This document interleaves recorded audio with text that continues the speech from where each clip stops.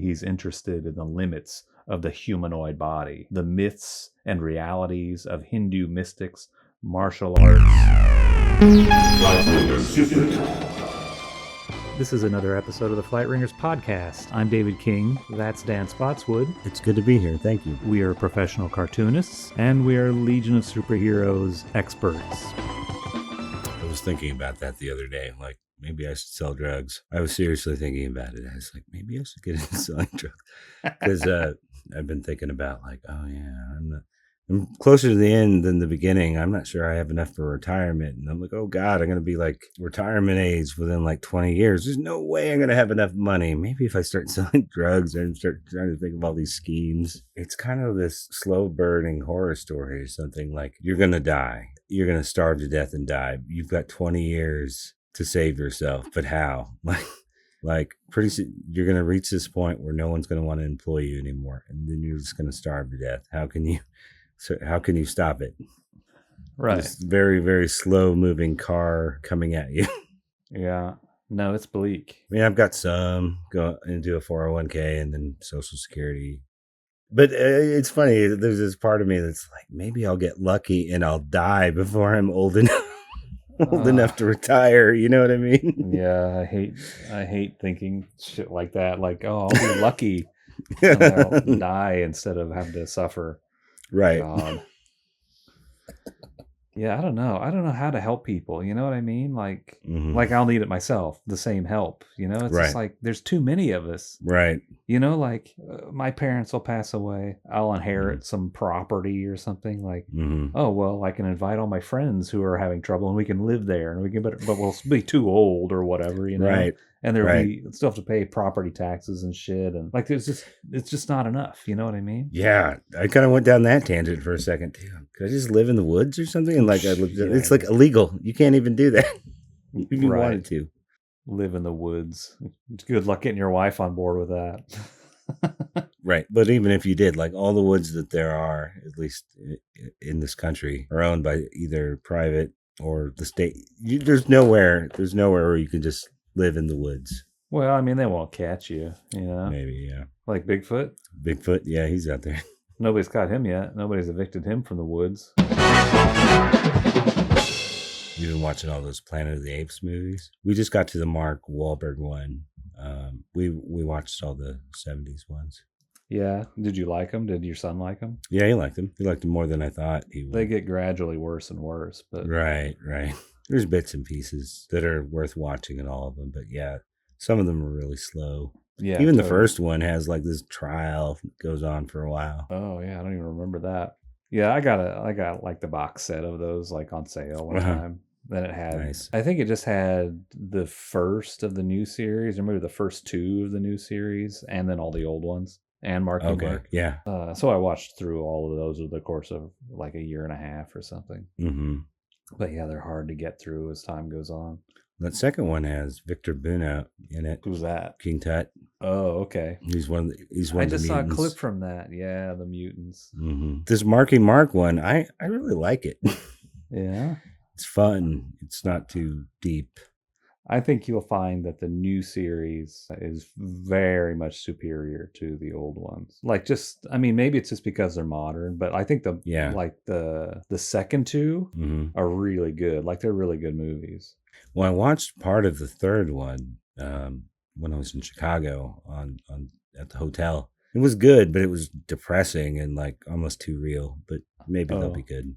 Yeah, I think that must be what I like about them. They kind of work better. It looks less than like men in costumes and rubber suits and stuff. Right. And yeah, it's kind of like a real like societal collapse type of shit, you know? Right. And the humans are the bad guys like usual. I don't know. It's good. They're good. Woody Harrelson was in it. He's pretty scary in it. He seemed very, very alt-right-ish. Yeah, I think maybe I should watch them again. I don't know. They look really impressive in the Tim Burton one, especially Tim Roth. He's very intense in that. He's probably scarier than any of the bad guys I've seen in the new ones. I forgot Tim Roth is even in it. I guess when they have all that makeup on, don't remember what they look like or don't know who they are. He's like a bad chimp. My son's always pointing out the inaccuracies about it all because he's like, gorillas don't fight and orangutans don't, but chimps are the really hostile ones, so it doesn't make sense that all the gorillas are like the mean guys, and the chimps are the smart ones, the contemplative ones. Oh, that's right. Yeah. Like chimps are super aggressive to one another. Huh. That's weird. Your son knows that. I didn't even know that shit when I was a kid. Wildcats. Yeah, I guess so. I mean, I knew a little bit, but there's always kids who become experts on certain shit. Yeah. But maybe your kid just is an expert on more than one thing. I don't know. I don't know. I think it's, if you were like, if I was really into dinosaurs when I was a kid, then next Tuesday when we go to the library, I'll get a couple books. He can just ask one of us to look something up. There's a million YouTube shows. There's Wikipedias and all kinds of stuff. I don't feel like I ever was that into stuff though as a kid. Like I wasn't into stuff. Like, I mean, once I got into comics, I was into comics. Mm-hmm. But there was always like a financial limitation to that too. Right. But like I was never the dinosaur kid or I wasn't even the drawing kid in my class. Really?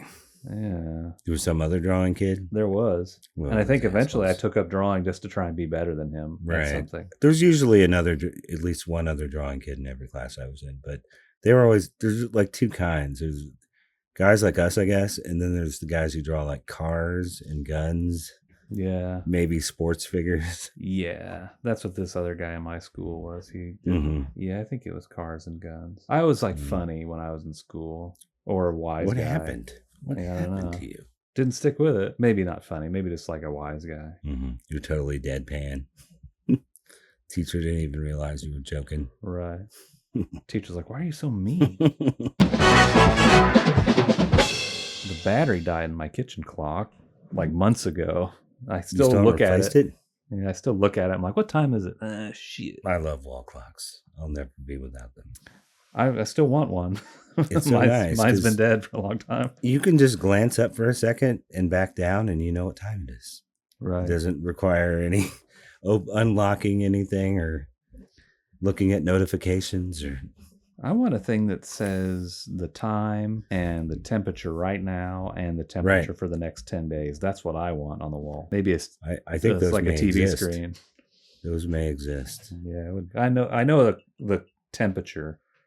But I like having lots of things like clocks that are not connected to the internet, because then I can tell if the power went out. Oh, yeah. Things like that. Like if it's hooked up to the internet, it always is in sync with whatever that says. But see, I don't like having to change the clock when daylight savings time happens. It's so annoying. Like in the car, I'm like, I know the car could do this automatically. Why do I have to do this? Oh, yeah.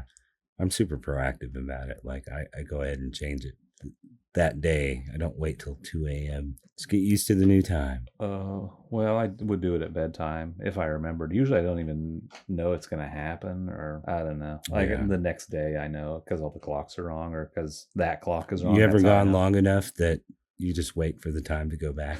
You don't have to change it. I don't think I've ever done that. Maybe when I was a teenager or something, and like I always had my fucking alarm clock set to some bonkers time anyway. Like, you know how do you ever do that? Have you done that where you set it like it's like an hour and 15 minutes off to trick yourself to getting out of bed for high school and shit like that? Oh, an hour and 15 minutes? No. I mean, I think probably every clock I have is 2 or 3 minutes faster than whatever my phone says on purpose. But not like an hour. Maybe an hour is wrong. I had a weird system. I think I had 2 different alarm clocks because if I had something that had multiple alarms or like a solid snooze button. Mm-hmm. But I think I just had 2 alarm clocks, and those 2 weren't the same time. They didn't match each other. Uh-huh. And then I think they were both off from the reality time by maybe half an hour or something. Mm-hmm. That's a long. But it was like to confuse myself and wake up or something, you know. And so if I just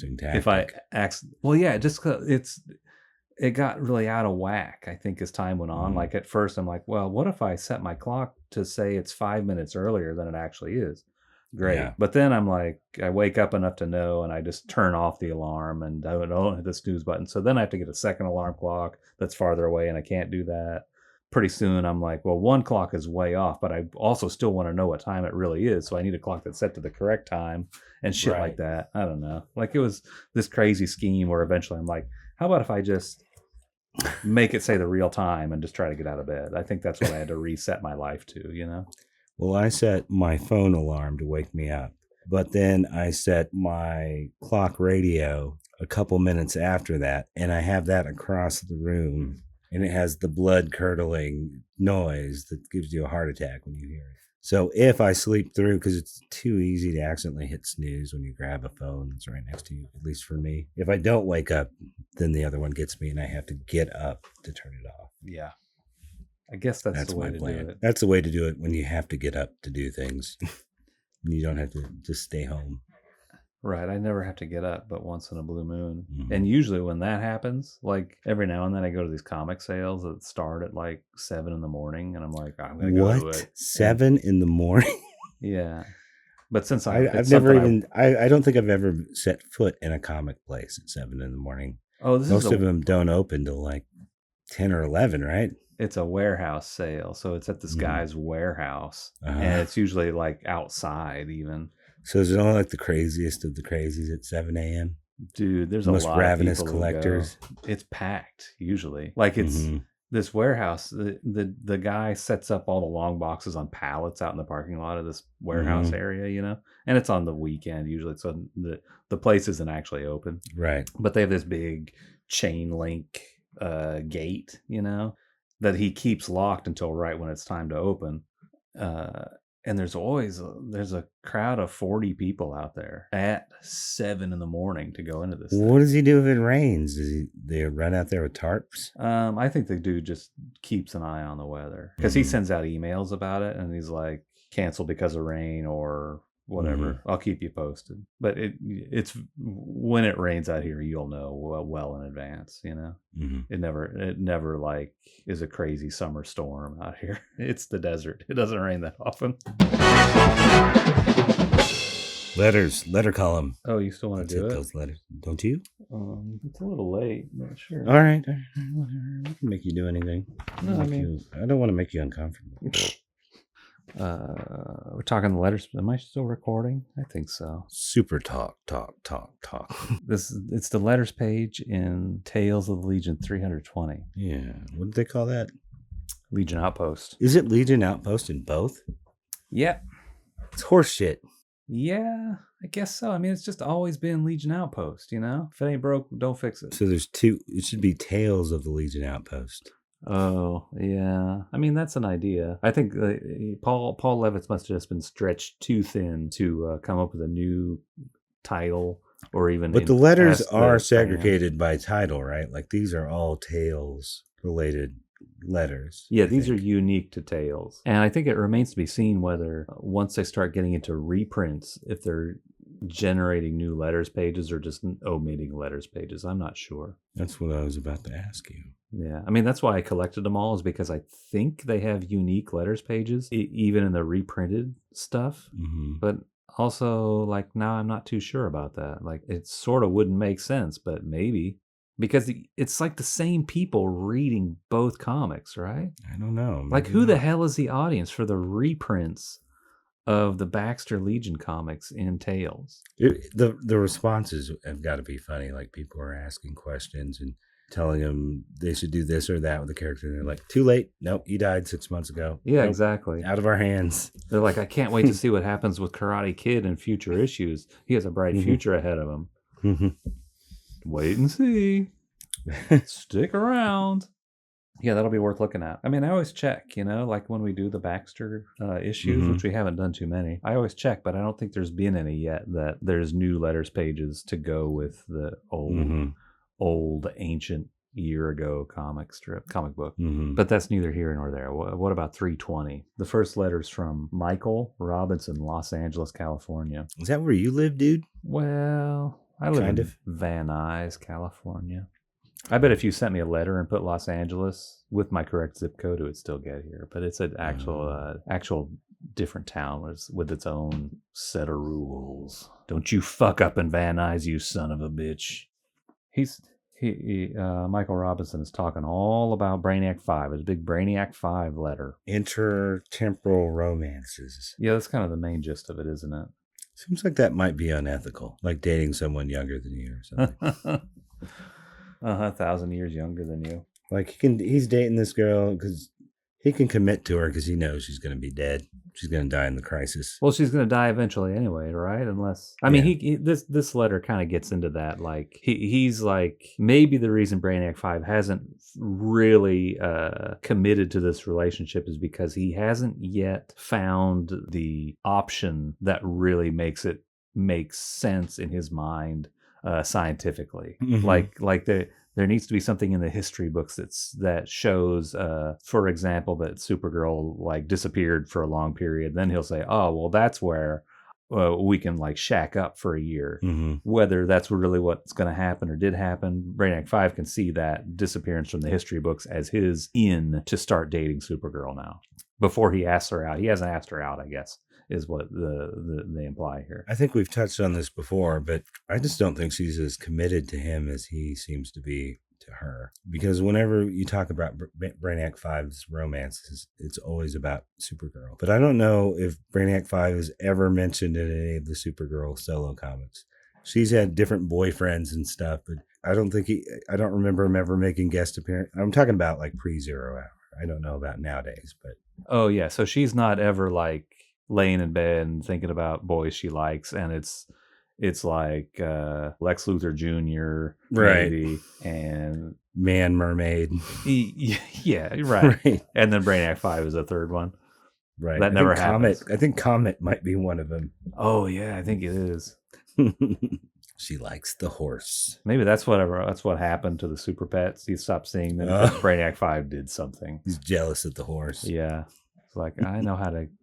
This guy's from the 30th century. I don't have to alter the history books to get him out of the picture. Mm-hmm. Mm-hmm. But actually, I think he's from the past. But whatever. Yeah. But yeah, he wants to see, Michael Robinson wants to see increased focus on a successful romance between Brainiac 5 and Supergirl. But he doesn't leave it at that with Brainiac 5. He keeps on going. He's got a lot more to say about Brainiac 5. He wants Brainiac 5 to, as part of his, I thought that was kind of funny, as part of Brainiac 5's like dipping his toe into figuring out how to make inter-temporal romance work, maybe Brainiac 5 will start becoming a matchmaker himself, just to see how it works out for other people, just in the name of science and experimentation. Right. And maybe if he starts listening to Bruce Springsteen and Prince, he'll seem a little more hip and with it. Yeah, when I first read that, the way it's written here, Brainiac 5 could pick up some 20th century tastes. He might be working on his force field, maybe with Springsteen or Prince in the background. And I thought like they were saying that he should actually, Springsteen? Yeah, I thought he should actually hang out with Springsteen. Like, right, that'd be kind of cool. Like if you have a time machine, you could do that and like have the boss join the Legion. Right, hey Prince, you're trapped in my force field. You have to hang out with me. I'm from the future to impress my girlfriend. Oh, and then he suggests an upgrade to the force field. And to me, I feel like the force field has always been impenetrable and perfect from the start, right? Like there's nothing wrong with the force field. Part of his issue is that the force field is controlled by pressing a button, and he thinks maybe it should just be controlled by your mind. Or he wants him to have more like offensive capabilities, or he doesn't think he's powerful enough. Yeah, and I don't think anybody buys that, right? He's fine.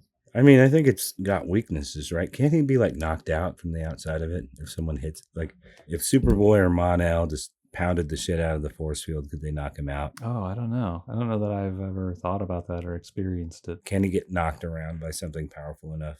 Like he's still intact inside the bubble, but the bubble can get knocked around. Maybe. I would bet that the bubble is it's not like he's in a hard sphere and there's air between him and the edge of the sphere. I bet it's all like it's as if he's in a like there's filling in between, right? It's like he's in a drop of water, more like than inside of a balloon. Right. So he can't get shook around. Yeah, like there's some kind of absorption of forces that happens.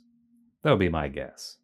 Yeah, I'm trying to remember. I'm pretty sure he's had like formidable foes have knocked him around or almost penetrated it or something. there's some sort of jeopardy there. He isn't just sitting there.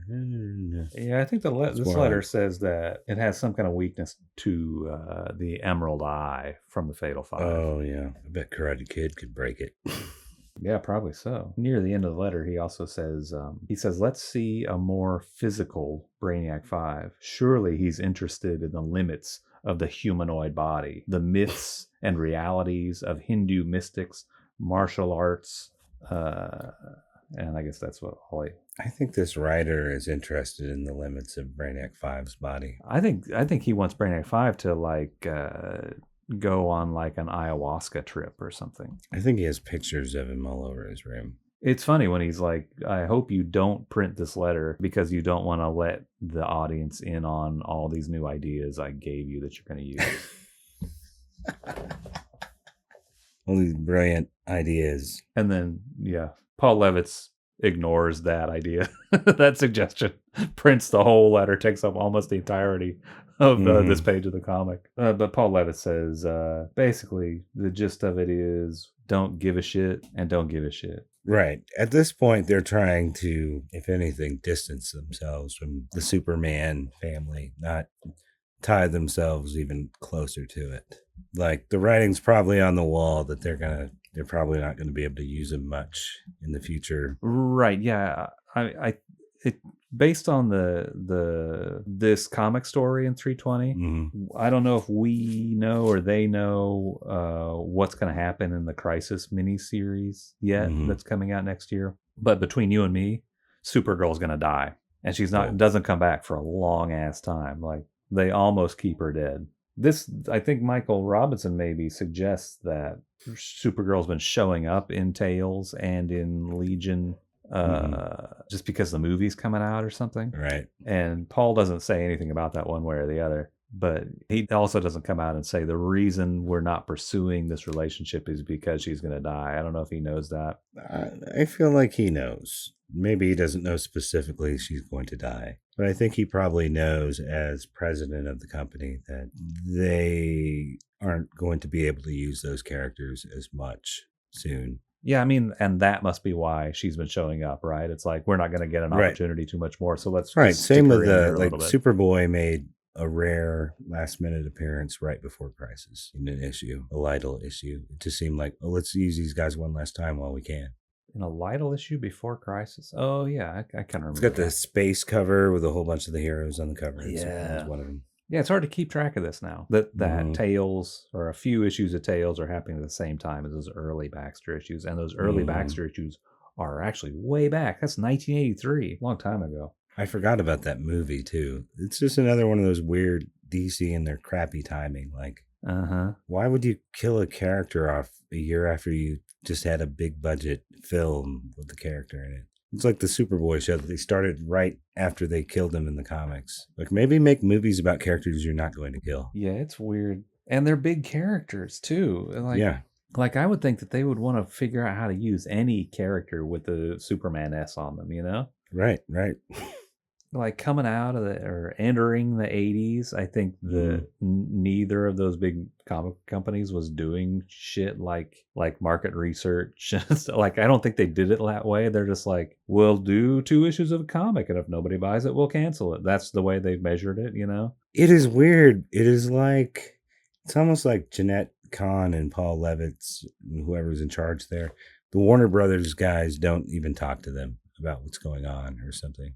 Oh, by the way, we have this movie coming out. Like, we just killed that guy. You know, it's like they're not coordinating or something. And it's not quite the same thing, but similar. Like, why kill Karate Kid right when Karate Kid becomes a household name? Because that's like one of the biggest movies of the 80s, and it comes out right around the same time they kill the character off. I know I'm pretty sure the movie had to get permission to use the name. It's in the credits of the movie. Yeah. What were you looking for? You said, like, maybe they didn't even know that there was going to be a Supergirl movie. And I just recently got the Supergirl movie comic book adaptation. I was going to go whoosh and pull it out. But a little bit ago, it was right here. I don't know where it is now. It's by Gray Morrow.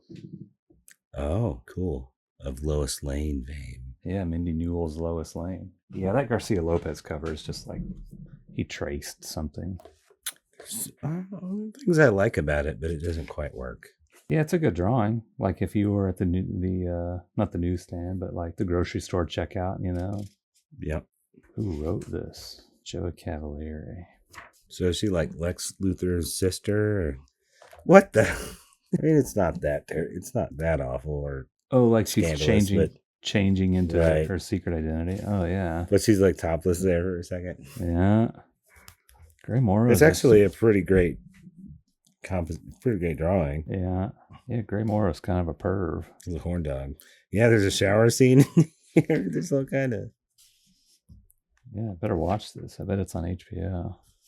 Oh yeah, what the hell? Like this drawing of the girl like taking her shirt off, like reaching behind her back. It looks so awkward. There's a Popeye's chicken sign, and it's weird. I wonder if they paid for their product placement.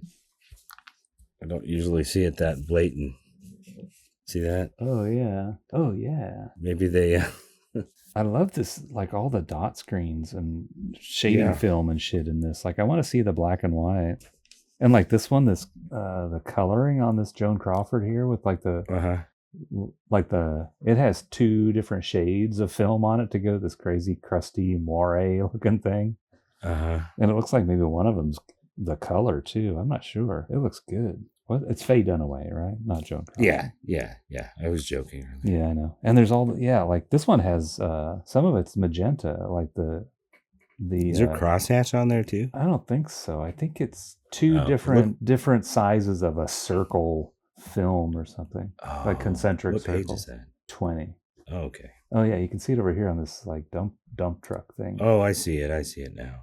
That's nutty. Yeah, it's psychedelic. Like, did he color it too? Yeah, he did. That's why he could pull off crazy shit like shading film on the magenta plate. Look at this woman's dress on page 21. Oh, it's I saw that. He's like using up his drawer worth of dot screens. Right. It's a pretty wild comic. At first, I thought it looked like it wasn't reproduced. Usually, Gray Morrow doesn't reproduce on newsprint, but this looks good. The color's really bright too. Mm-hmm. Maybe this is the best movie tie-in adaptation ever. Better than Ordway Batman? I don't know. I don't think I've ever read that. I might have flipped through it. Definitely better than Garcia Lopez Batman Returns. Yeah, that comic was the pits. Look at this, Lucille Ball. Is she actually in it? No, I think it must be Faye Dunaway or something. Oh, I see. Oh, she says, I just worked for her. I was only following orders. Okay. So she's like some that's assistant. Her Otis. Yeah, I guess so. Yeah, this is a good looking comic, I guess. Yeah. It doesn't look like it's going to be a good comic, but it's a good looking comic. Mm-hmm. Who was Mia Farrow in it? Is she Supergirl's adoptive mother? She'd be too young at this time, huh? Hope she keeps. That's the case. I hope she keeps her husband away from Supergirl. Supergirl's like Woody Allen. I hope you get to marry a girl just like me someday, but younger. Isn't it? Yeah, I'm glad I got this. This was a $1 comic. Glad I got that. All right, let's get on with this letters page. Here it is.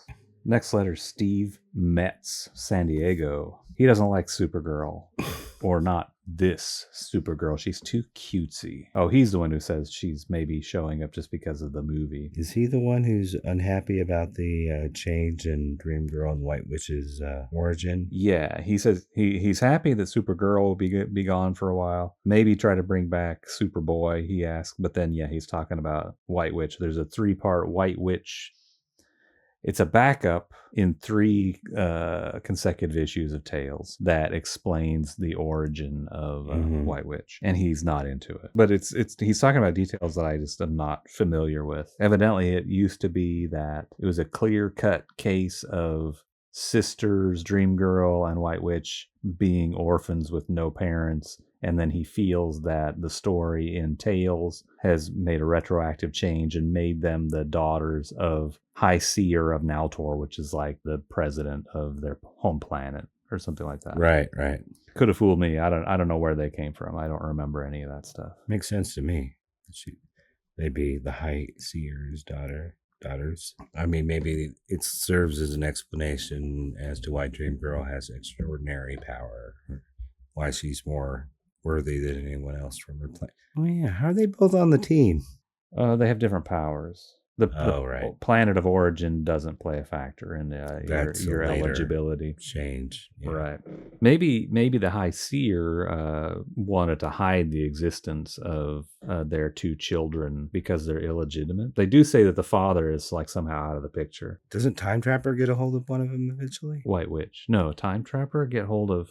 Who has White Witch in the... Mordru. Okay, even back then. Wait, back when? I don't think we're talking about the same thing right now. In the 60s, when she first appeared, White Witch. Oh, I don't know. I've never read that one. She's like an old hag through the whole thing, but then it turns out she's either disguised or she was artificially aged or something like that. Yeah, well, see, it wouldn't have been Mordru because he wasn't invented yet until Shooter. Maybe it was Time Trapper, or maybe it was just some other random ass baddie. Some rando. Some magpie level villain. Mm-hmm. Mm-hmm. Some villain destined never to have a statue in the Hall of Villains in Legion headquarters. It's interesting. He said Nelson Bridwell. They ran into him in the hall, and he enjoyed the story.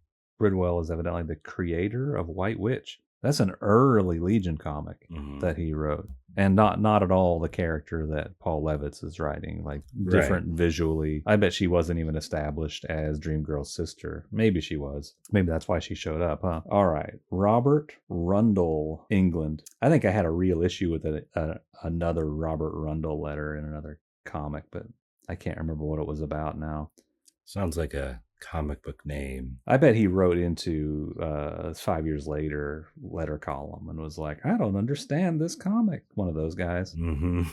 And he starts his letter in saying, I'm not going to accuse you of sexism or anything like that, but a couple of points arose in my mind when I was thinking about the disparity in numbers between boys and girls in the Legion. Mm-hmm. And then he goes on to call them sexists. He just brings up the fact that of the marriage relationships in the Legion, the girl is still taking the name of the husband, even though it's 1,000 years from now. Right.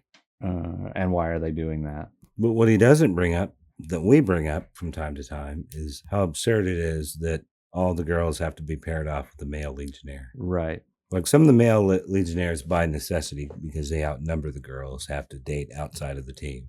But every girl who's on the team has to be paired up with a Legionnaire. Yeah, is that the case? I mean, the closest exception I can think of is Duplicate Boy for a minute was dating Shrinking Violet. Yeah. But are all of the girl Legionnaires attached? Is there a single girl Legionnaire? Well, it used to be at least White Witch was on her own, but they even paired her up with Block. I'm like, what the hell? That one has always seemed forced and weird to me, but it's not canon in my mind because it happened after 0 Hour. This shit with their names is, it's totally like pissing in the wind compared to the fact that girl Legionnaires only exist to be the girlfriends of the boy Legionnaires, right? Practically. And it's strange that Colossal Boy is the only one to date outside of superhero-dom, I guess. Ira Allen is not a superhero. She's merely a regular old girl, and she is a movie star or something. Right. Who got to go on a sabbatical undercover impersonating a Legionnaire for quite some time. I think even she ended up on the team in the later days. After she dumped his ass. So but he's still talking about their last names and just the way that the boy Legionnaires are not treating the girl Legionnaires that well. I guess they're kind of overbearing and overprotective of the girl Legionnaires. But he says, like, and we were just talking about the Starboy Dream Girl relationship. He points out that he hasn't ever seen that kind of overbearing behavior from Starboy towards Dream Girl. Even though Dream Girl is maybe the weakest or the most, what's he say, the least able to take care of herself in an emergency, I guess, because she doesn't have like a super strength type of power. Yeah, but I don't think she's ever been depicted that way. Like in story, she always seems very capable. And yeah, if anything, that's the one relationship where she seems like the dominant of the two. Like personality wise. Yeah. Right. He has the more passive role in their relationship. It makes their relationship look more mature than the other ones somehow. Like they have they do eventually they break up, I guess. They break up and get back together, I think. No, they break up and stay broken up, don't they? When you talking about 5 years later? No, I'm talking about before that. Dreamgirl, they split up, and Dreamgirl shacks up with Atmos for a while. Yeah, and then I think they leave it unresolved. Assaulted or something. Well, yeah, but they leave it unresolved after that. Yeah, I guess I don't know. I guess they stay broken up until they sort of kind of get back together, and 5 years later. Yeah, kind of. Yeah. Like they just don't really address it, and I think I don't know if their breakup was inspired by Atmos, or if it happened before that and he got her on the rebound or something. Or like Asmos. Do you think he has invisible butt cheeks? Probably. He has an invisible dick. Doesn't he have like invisible armpits? Yeah, or whatever. Abdomen, sides of his abdomen. What's over there? That your kidneys. Right. He doesn't have kidneys. But they split up, but it's there's no doesn't seem like there's any animosity. Like they have a really good natured end to their relationship. Unlike think about the Timberwolf Lightning Lass relationship, which is, I don't know, not a good foundation there, I guess. Right. I think the one between Dreamgirl and Starboy is much more mature. They seem like they're older than the other simple teenage puppy love of these other guys, even though they're married. Right. Oh yeah, this is the part where we talked about it a little bit ago, right? Where he says he thinks the Legion should be a little bit more progressive than real life. He says, over here in England, we've got a queen and a woman prime minister, but attitudes are still about the same as they have always been between the two sexes. At that time, they had two sexes. And then he says, where was the part where he says, you need to talk to a woman co-worker. He urges Paul Levitz to talk to a woman co-worker so they can work out these issues within the comic. But Paul's like, my boss is a lady. Jeanette Kahn is president of DC. Yeah, he says maybe your prime minister hasn't changed anything, but our president of DC Comics has changed everything for the better. I think is kind of the I'd much rather have Jeanette Kahn than Margaret Thatcher. Margaret Thatcher. Yeah, I think somebody did need to slap some sense into Margaret Thatcher. Fucking psycho. But also Paul Levitz also makes some excuses for Wildfire being a shithead to Dawnstar, suggesting that maybe Dawnstar is also a shithead. Well, maybe she's kind of a bitch, but then he was her teacher. So yeah, he groomed her from an early age to be that way. Right. The Wildfire and Dawnstar relationship, it's real crazy and really messed up and wrong. Right. And I thought that even before I was reminded of that thing where he plucked her out of the Legion Academy, right, and recommended her for service as the real Legion after he asked her out on a date, and she's 16. Very bizarre. And then he tries to have, I mean, it's sort of implied that he tries to have intercourse with her or something when he was still energy and he burned her. Yeah. Well, see, I think burns all over her body. Like, what were you doing? I guess they both must have agreed to try that, but but she was also very deep into her. His control over her had been going on for quite some time at that point. Right. Right. So yeah, it's hard to tell how much of it was actual consent on her part and or what. And that's how she became Bounty. Yeah, real messed up. No wonder she became Bounty, an assassin. Oh, there's also that whole storyline that's in later issues of Tales of the Legion where we were just talking about this, where she meets a really super awesome guy, handsome, good leadership abilities. They're in love, and then she still has not made out of energy. Right. Yeah, a physical human being. Robert Carter of Tucson, Arizona. He's talking about Legion or Tales 315. That goes way back. The first Tales issue is 314. Yeah, this guy talks about a couple of funny lines. Just the right amount of comedy. He points out, quote unquote, hello again, and oh, bug off, as two hilarious lines of dialogue. Bug off. In issue 315. Doesn't take much to make this guy laugh. I mean, I don't know the context, but he was saying it to a bug. Probably so. The Dark Circle was in the Tales for a while, I guess. Yeah, I'm kind of curious about this Dark Circle. Oh, yeah, Ontier, who's this turncoat science police officer. It says Chief Zendak killed Ontier. So Ontier refused to to put his knee on someone's neck. Yeah. Oh, he wasn't refusing to use deadly force. Right. Yeah, it makes you wonder whether Dark Circle is bad or good sometimes. Mm-hmm. Later on, they say that Tellus, in the 5-year gap period, not in the series, but between the two series, Tellus became a Dark Circle member. What? Yeah. That is fucked. He must have been tricked. Yeah, you wouldn't think that a guy with telepathy would join an evil organization if he's inherently good. Mm-hmm. You couldn't take advantage of him that way. But maybe so. Maybe he's, I don't know. But it also makes me wonder if like Dark Circle is actually misunderstood or misrepresented to us, the audience. Mm-hmm. Like they're actually a benevolent operation and not a bad one. Like we're getting the wrong side of the story all the time. I don't know. Name like Dark Circle. You think they think of themselves as a philanthropic group? I mean, maybe they don't call themselves the Dark Circle. Oh, right. We'll have to keep an eye on it. We'll have to try and as we read it more about Dark Circle, as time goes on, we'll have to try and see their side of the story if we can. We will definitely cover a bunch of Dark Circle, I think, the run up to their appearance in 5 years later. Okay. Don't you think? I don't know. If we ever get it, ever make it that far, what is that, issue 19? Yeah, it's 18 or 19, I think. The one that has all the Dark Circle people on the cover. It's a cool cover. Yeah. Robert Carter also... Oh, yeah, he says he's beginning to like Terry Shoemaker and Kessel more than Giffen and Malstead. Dang. They're pretty good, though. Yeah. And I mean, they're totally... he's talking about Tuska doing some stuff in here, too. It's like, maybe we should have covered this issue. Yeah, Tuska's doing the White Witch stuff. He says the Tuska and Kessel team up is the best Tuska has ever looked. I don't know about that. I think Tuska solo is pretty good looking.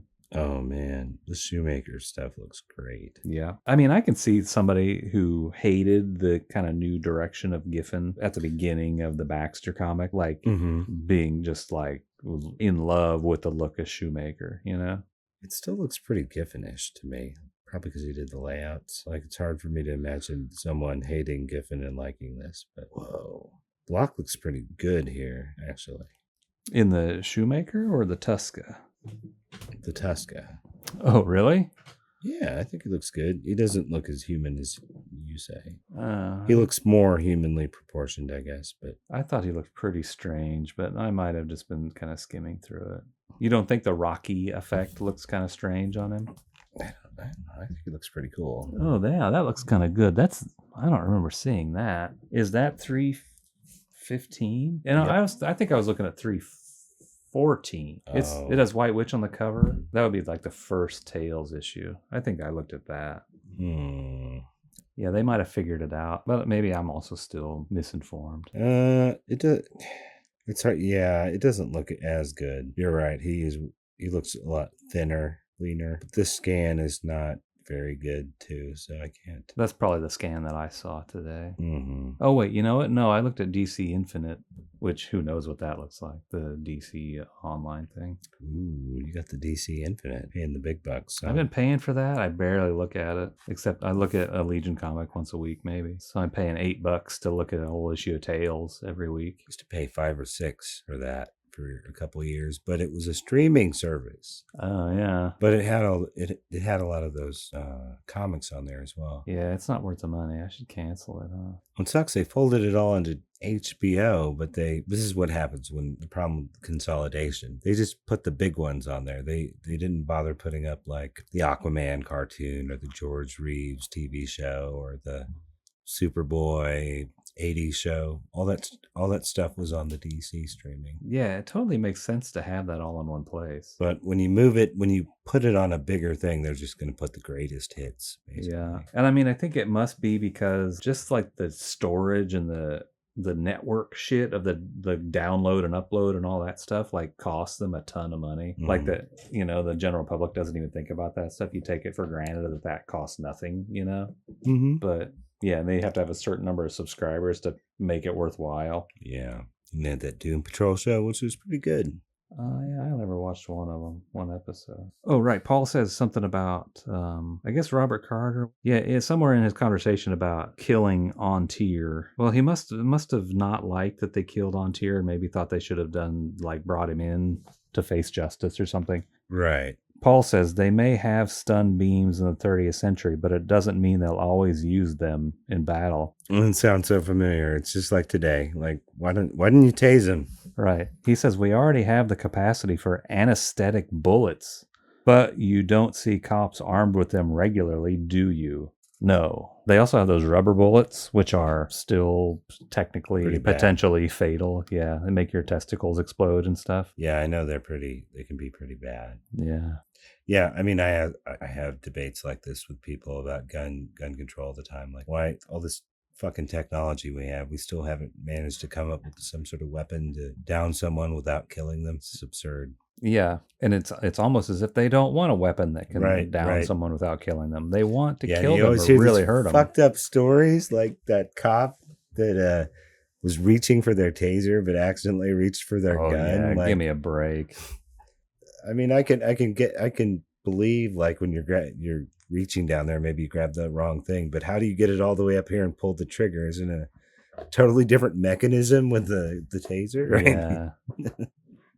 And then the gun people will tell you, well, people who get tased, they can die too because they might have a heart attack or land face first or something. And I'm like, yeah, but there's still a chance they'll live from that one. Whereas if you're shooting and they always aim for dead of center, I guess, like you're pretty much dead for sure. Yeah. There's no, as you probably know, I don't think I thought about it enough to realize this. There's no winging people in real life. That doesn't work. Oh, yeah. You can maybe accidentally wing someone while aiming for the center, but you can't like intentionally, like on the A-team or something, where they just give them a flesh wound. Right, or shoot the gun out of your hand or something. Right. Yeah. Yeah. Yeah, that's awesome. But I guess that's the only way you can really guarantee you're going to hit someone is to aim for the center. Right, yeah, the big part. Right. Yeah, but that argument about like, these other things could be fatal too. It's like, come on. I believe it. A few people are going to die from that, but probably a hell of a lot less than bullets. I'm just trying to think of like, could you or would you make the inverse argument that like, how come you use a taser instead of a gun? And I say, because a gun, it might also not kill them. You know what I mean? Like no one ever say that. It's like the reason you use a gun is because it can harm you very badly, probably fatally. Right. A policeman doesn't want to accidentally not kill somebody or accidentally not kill someone. I don't know. You're right. You're totally right. I know that all police officers aren't like murderous lunatics, but like, yeah, the reason they haven't swapped out a gun for I don't know what, knockout drops or whatever is because that's not, I just hate the way that Levitz phrases this, where he's like, we have them, but you don't see them use them, do you? Like, it's just so matter of fact, like, yeah, there's, even in 1,000 years from now, we know that they're never going to adopt these non-lethal methods, This is the obnoxious way they answered these letters. It's like they're rationalizing as they go to explain a story choice. Yeah, he's no better than Mort Weisinger telling a little kid that... Really, it was just, that's how the story was going to work. They weren't going to spend a bunch of time sending this guy to trial. It's like, oh, the bad guy's gone. We'll never know why he did it. And that is kind of how I think Antir died, is like, we'll never know why or how he did it. That's like how Paul Levitz writes. Like, if he hadn't died, I just would have stopped writing this story and started writing something else, and you would have never known. Oh yeah, next month, the special 3-parter called Exile. This is the one where Dawnstar falls in love. She's toe deep into a happy, successful romance. The one that's ostensibly about finding the other Legionnaires, but they kind of forget. Right. Halfway through the first issue about that, never get back around to it, and they just magically reappear. Yeah, I bet Dawnstar and Brainiac 5 come home and they're like, we didn't find them. And then they're like, we've been here for a week. Where have you been? Yeah. Okay, I hope that was a good Super Talk video for Tales of the Legion 320. See you in 30 days, Legionnaires. Long live the Legion. LOL.